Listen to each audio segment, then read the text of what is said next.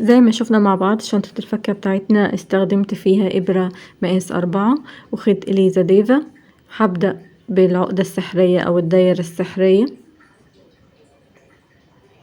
دي هتكون أساس الشغل معايا. هنا أنا مش هقفل الدايرة السحرية، هشتغل فيها مرة فيها ومرة في الإبرة. هاخد كده على الخيط ارتفع كده مسافة سنتي واخد 3 لفات، 2 3 زي ما انتوا شايفين كده الارتفاع بتاع الخيط عندي. وهمسك الطرف ده بصبعي كده، مش هقفله للاخر، وهسحب الخيط زي ما انتوا شايفين. الخيطة دي او الغرزة دي هدخل فيها، ودي هي اللي هتقفل عندي الوردة بتاعتي او البداية عندي. كده انا قفلتها، ما قفلتش الدايرة، قفلت الوردة بتاعتي دي او البداية عندي، وهاخد غرزة سلسلة. هاخد كمان لفة على الإبرة وهدخل هنا اهو، واخد لفة 2 3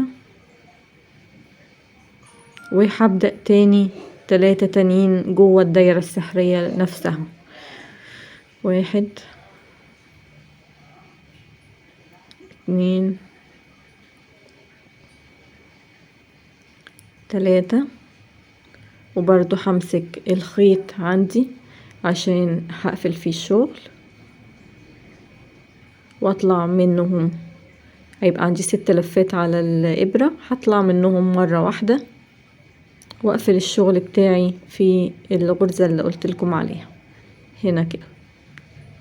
اقفلهم وبعدين اطلع سلسلة.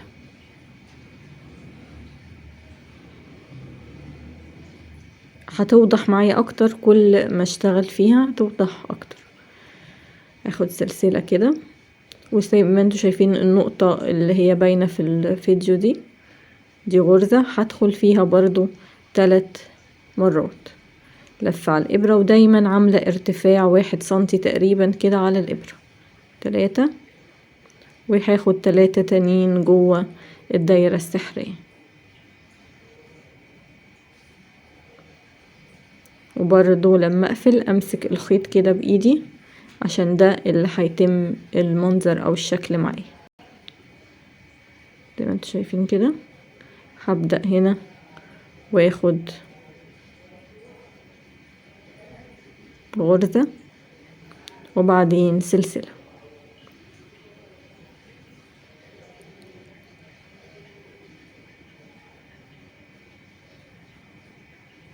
واحد 2 3 وبعدين 3 جوه الدايرة السحرية.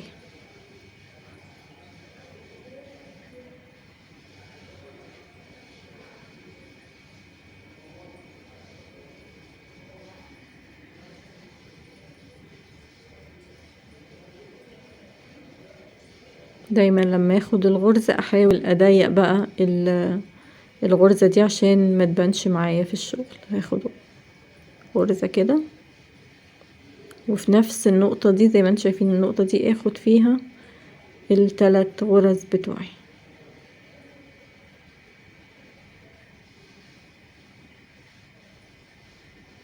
ده هو كده الاساس بتاع القاعدة بتاعة الشنطة عندي. انا هنا هعملها 5 مرات، كل ما تحبي تزودي هتعملي مضاعفات رقم 5.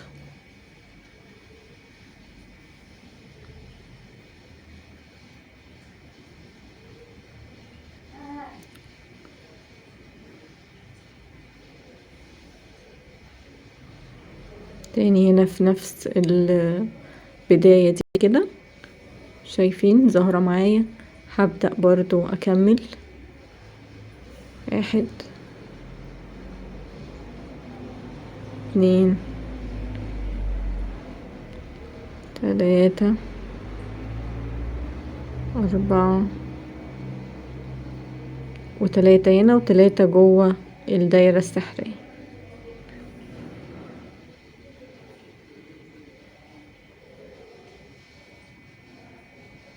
مش الخيط دي، لا الخيطة اللي هي هي دي اللي هاخدها اقفل بيها. اعد 5 وحدات من دول، هيكون كده عندي الشكل اكتمل. وهبدأ اقفل كده اهو الدايرة السحرية. شد الخيط كويس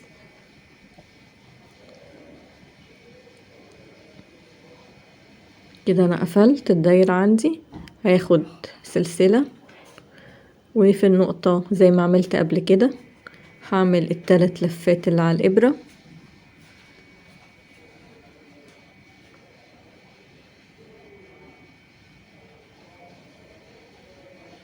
وبعدين هننهي زي ما انتم شايفين كده في الغرزة اللي قبلها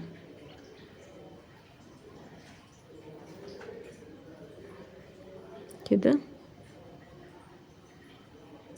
هبدأ اسحب منهم كلهم الخيط. دي شكل اول البداية عندي زي ما انتم شايفين الياسمينة الاولانية ده كده شكلها. هبدأ اخد سلسلة، وزي ما اتعودنا دايما في شايفين الغرزة دي مجموعة من الاتنين. هبدأ اعمل فيها 3 لفات على الابرة كده، وبعدين هسحب الخيط منها وادخل في الغرزة اللي متعودين عليها واخد غرزة، وبعدين هبدأ واعمل السطر التاني. السلسلة انا اخدتها وابدأ اخد لفة على الابرة وادخل مكان ما انا واقفة، وكمان مرة 2 3 كده 3 لفات على الابرة. هدخل في النقطة اللي بعدها واخد برضو 3 لفات كده، بقوا عندي 6. وادخل في النقطة دي زي ما انتم شايفين كده التجمع ده او الغرزة السلسلة اللي في الدور السابق دي. هبدأ ادخل فيها برضو واخد 3 لفات كده، بقوا عندي 9 لفات على الابرة.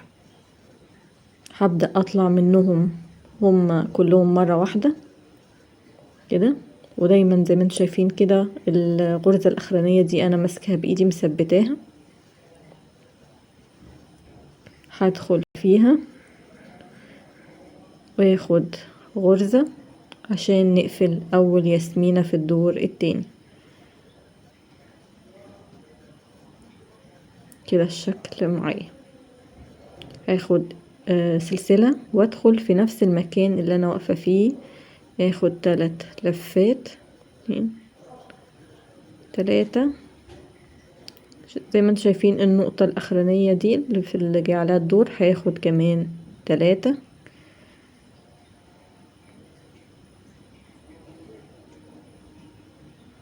وهبدأ هنا هقفل زي ما اتعودنا.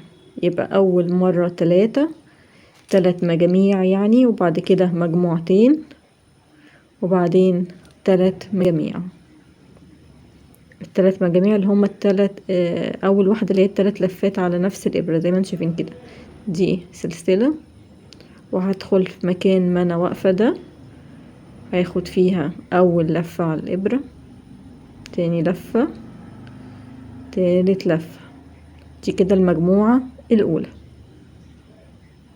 المجموعة التانية باخدها في الياسمينة اللي في الدور اللي بعديها 2 3. دي كده المجموعة التانية. هاخد المجموعة التالتة كمان هنا اهو 1 ظاهر معايا 2 3 كده زي ما انتم شايفين في 3 مجاميع موجودين على الإبرة. هبدأ اطلع منهم هما ال3 مرة واحدة، وهقفلهم في الغرزة اللي اتعودنا هنا كده، وبعدين هطلع سلسلة.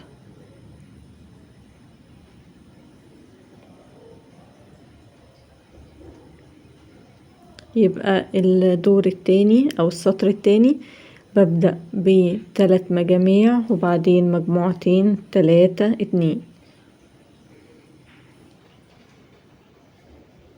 هنا 1 2 3 وهقفله.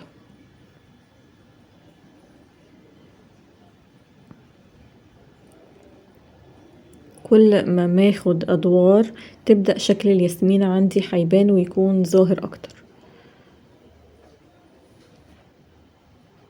هاخد سلسلة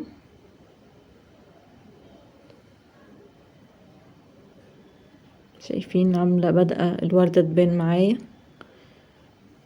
اهو، ده قربت شوية بحيث انه يبقى ظاهر عندنا. هيدخل مكان ما انا واقفة اول مجموعة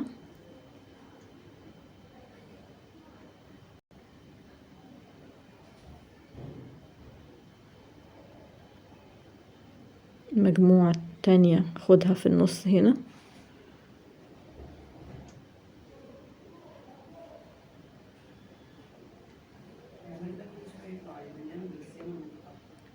والمجموعة التالتة هاخدها هنا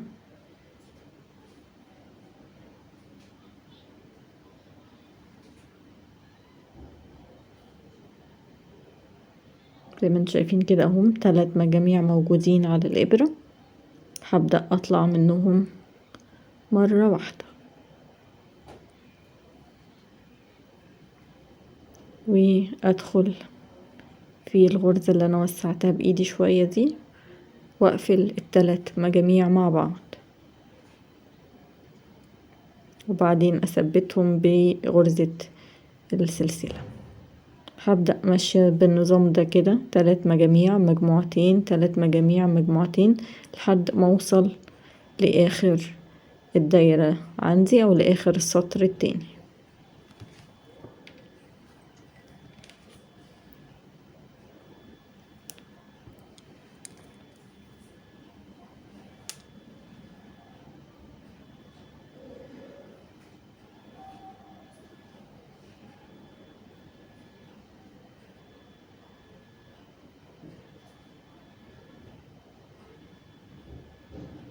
كل ما ازود سطور هيبان عندي الشكل واللون كمان الخيط يبان اكتر. لو اللون مثلا اصفر هيبان فيه اكتر.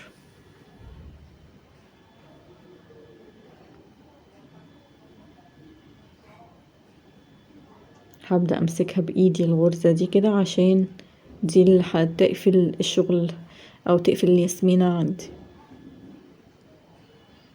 هطلع منهم ال3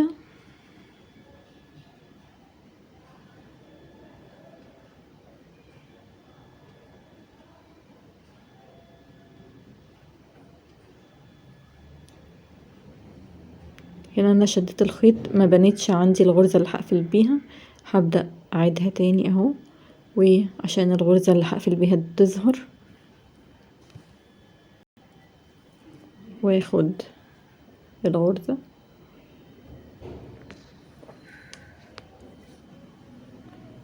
زي ما انتم شايفين. لسه فاضل شوية على السطر الاخير قبل ما اوصل لاخر السطر نخلصه مع بعض.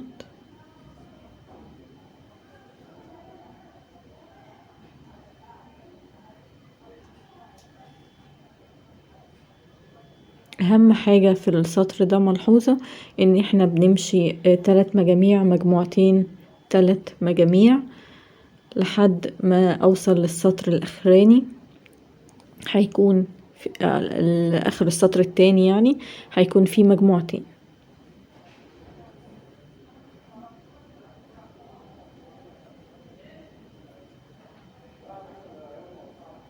دي المجموعة اللي قبل الاخيرة فيها 3 اهو.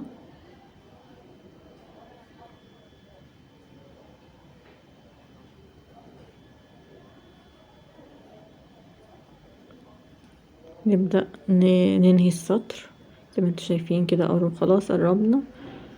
اخد سلسلة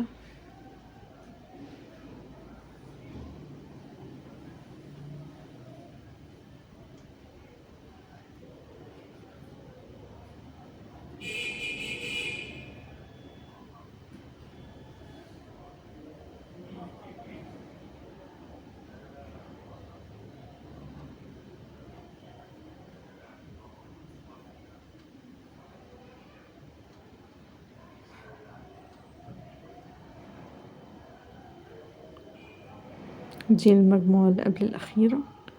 2 3. بتحسي ان الخيط بقى تقيل معاكي شوية، بس بيبقى النتيجة حلوة والشكل حلو قوي في الآخر.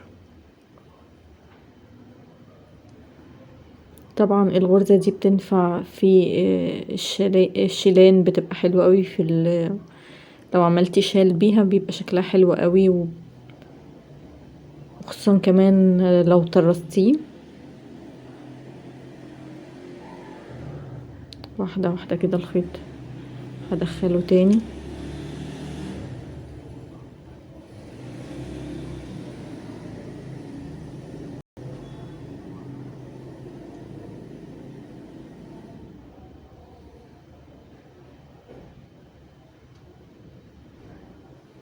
وابدأ هنا كده 2 3. هقفل بقى خلاص كده السطر ده. كده انا قفلت السطر التاني، وده بقى شكله.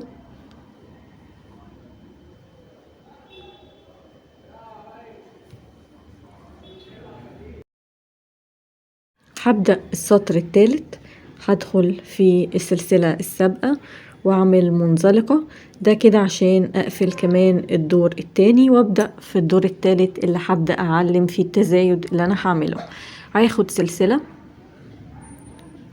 وفي الفراغ ده او الفراغ هيقابلني هعمل 2، هدخل 2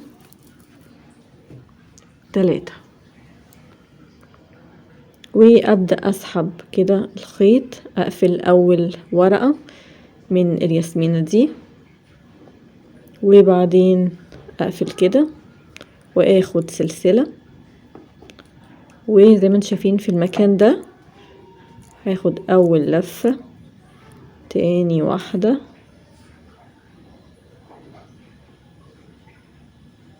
ده بداية الدور التالت وبداية التزايد. 3. هعلمه بقى عشان اعرف انا هبدأ منين وهزود امتى.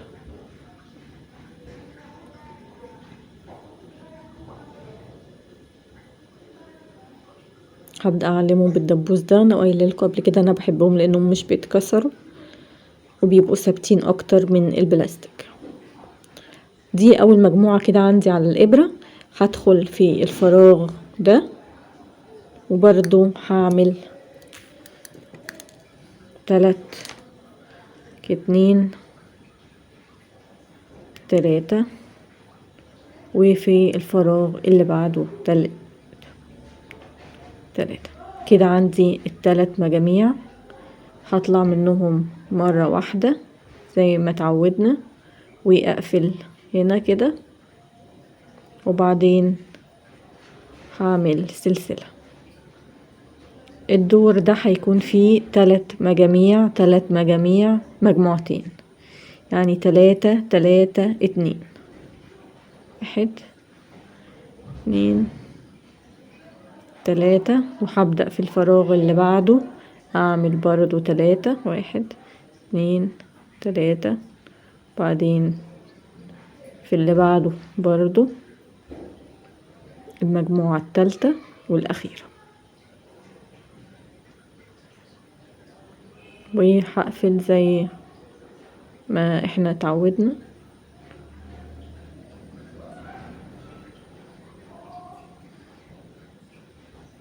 هقفلها واخد سلسلة. انا كده عملت 3 3، وبعدين هعمل 2 مجموعتين في نفس المكان اللي انا قفلت فيه، واخد اول مجموعة والفراغ اللي بعده هياخد تاني مجموعة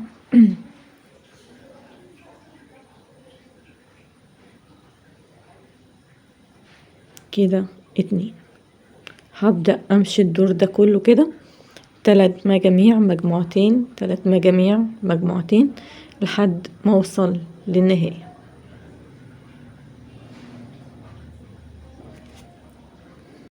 هبدأ معاكم ونخلص السطر الثالث برضو عشان نشوف هنقفله ازاي. انا هنا كده في المجموعة الاخرانية مكونة من 3 مجاميع،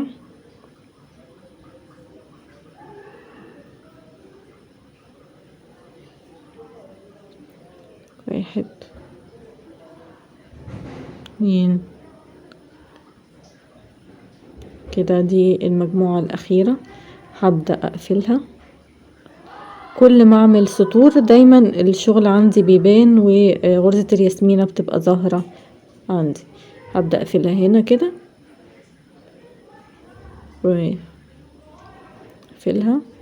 بعدين خلاص أنا كده هبدأ أنهي الشغل. أخد سلسلة وأعمل واحدة في نفس المكان اللي أنا واقفة فيه، مجموعة 1 2 3، وهشيل العلامة اللي عندي وهدخل فيها واعمل كده منزلقة واقفلهم كله زي ما انتوا شايفين كده. انا خلصت كمان السطر الثالث وبدأ يظهر عندي الغرزة والقاعدة بتاعة الشنطة. هبدأ اعمل السطر الرابع وهيكون في تزايد برضو. هدخل في المكان اللي عليه الدور او الفتحة اللي عليها الدور، هعمل منزلقة وبعدين سلسلة وادخل فيها تاني واعمل 3 لفات 2 3، وبعدين هبدأ اقفلهم. دي عندي البداية دايما اللي هعلم بيها. دي كده اول ورقة في الياسمينة، وهدخل فيها تاني في مكان ما وقفت اللي هي في غرزة السلسلة اللي انا لسه عاملاها، وهعمل 3 لفات 3.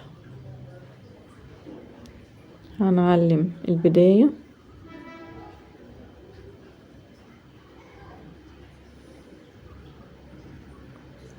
واخد برضو كمان في نفس الفتحة اللي بعديها 1 2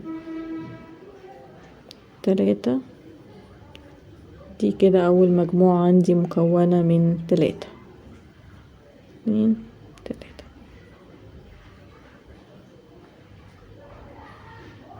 واقفل زي ما اتعودت كده. باين معايا. هاخد برضو مكان ما وقفت 3 لفات كده، وفي الفراغ اللي بعده زي ما احنا شايفين 3 لفات تانيين، واللي بعده كمان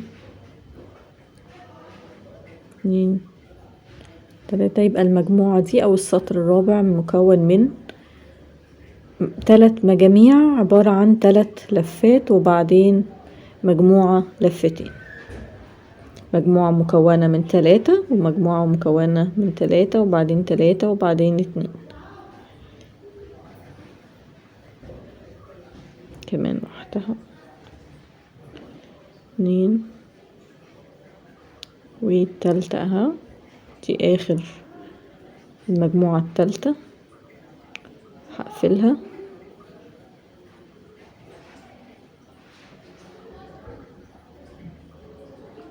وهعمل المجموعة التانية المكونة من 2 في نفس المكان 1 2 3، وفي الفراغ اللي عليه الدور برضو هيكون 3 كده. مجموعتين هقفل لحد ما اخلص السطر الرابع عندي 3 3 وبعدين 1 2. كده هنقفل السطر مع بعض، السطر الرابع مع بعض. هعمل اخر مجموعة دي هبدأ بعد ما اخلصها هقفل في اول البداية، تشيل العلامة واقفل في البداية بمنزلقة كده. انا قفلت في اول البداية، هدخل تاني فيها تاني وهعمل منزلقة كمان كده، ثبتها اكتر وهرتفع بسلسلة عشان ابدأ السطر الخامس. وفي نفس السلسلة ديت هعمل 3 لفات جوه كده، 2 3، واقفلها زي ما متعودنا في اول ورقة واعلم 1. انا هنا كده خلصت كمان غرزتين زي ما تعودنا. بدخل في اول فراغ عندي واعمل 3 لفات، والفراغ اللي بعده كمان 3 لفات، واللي بعده كمان، يبقى عندي 3 مجاميع موجودين كده على الإبرة. 1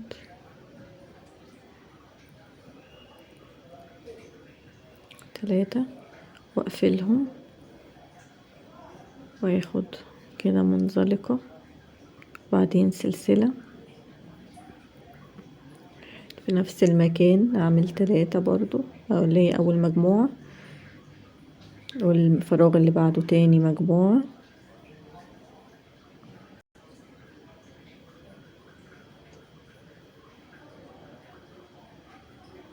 وبرضو تالت مجموعة، يبقى عملت 3 3.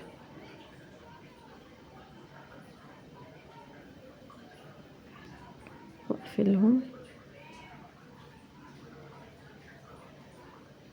زي ما انتوا شايفين كده شكلها عامل ازاي.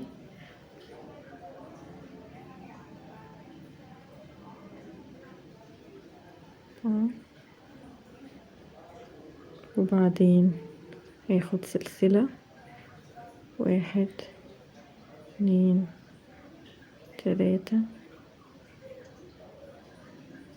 الفراغ اللي بعده مجموعة تانية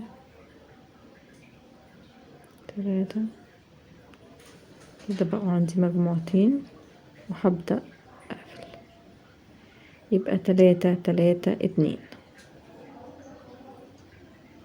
هبدأ لحد ما اخلص السطر كله بالطريقة دي.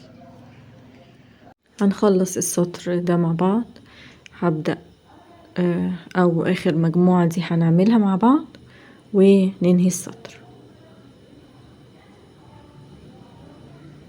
هقفلها في بداية السطر اللي قبله بمنزلقة،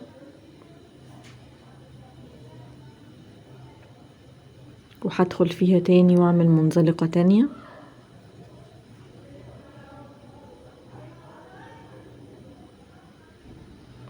وبعدين سلسلة. ده شكل التقويس هيبدأ يظهر معايا من اول السطر ده، وادخل في نفس المكان اعمل اول مجموعة، دي هيكون بداية التناقص عندي اللي هيديني شكل الشنطة اللي انا متعودة عليه. 2 وهقفلهم،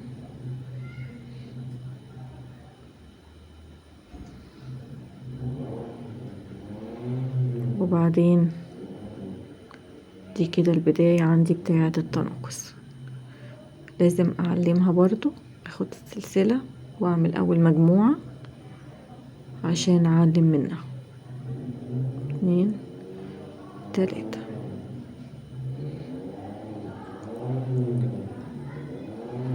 ده بداية التناقص زي ما قلنا، مهم جدا اعلمه.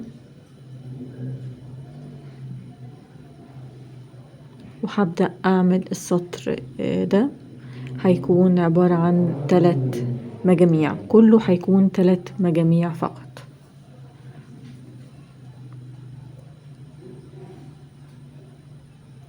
دي تاني مجموعة والتالتة هعملها،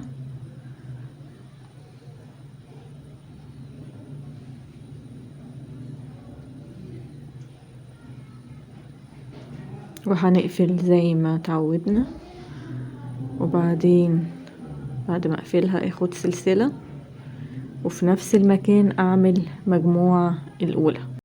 ما انتوا شايفين كده، وهدخل في نفس المكان بتاعهم اعمل المجموعة الاولى لحد ما اخلص السطر ده سطر التناقص. خلص ونشوف شكله هيكون عامل ازاي مع بعض.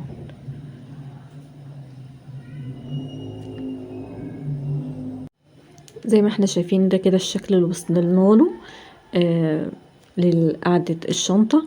هبدأ اكرر ال3 مجاميع دول دورين كمان عشان يديني الارتفاع المطلوب لحد ما اخلص خالص. زي ما اتعودنا بنعمل ايه كل مرة هنعمله بقى خلاص.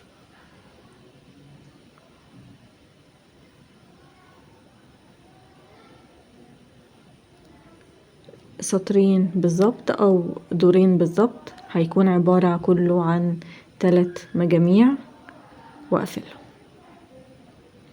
وطريقة ازاي بنقفل الدور شفناهم في اول الفيديو. اخلص الدورين واوريكم شكله هيكون عامل ازاي.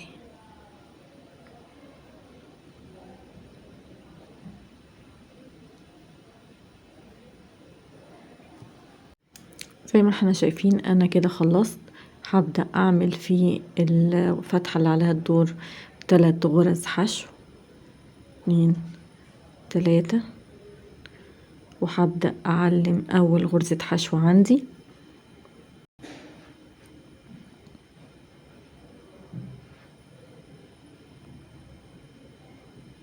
كده انا هبدأ اطلع خلاص بالعواميد لحد ما اوصل للطول المناسب عندي للشنطة او لشنطة الفكة دي.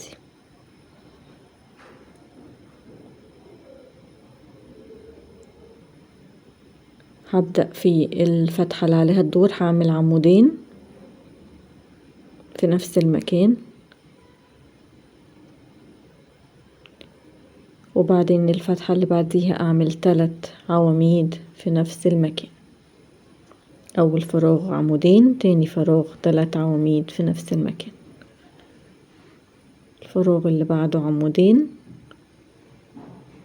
في نفس المكان لحد ما اوصل للاخر. هقفل بمنزلقة واكمل برضو فوق كل عمود لحد ما اوصل للطول المناسب. وبعد ما اخلص الشنطة بتاعتي نشوف شكلها هيكون عامل ازاي مع بعض. دي كده العواميد ده شكلها باين 2 3. هخلص واوريكم شكل الشنطة هيكون عامل ازاي.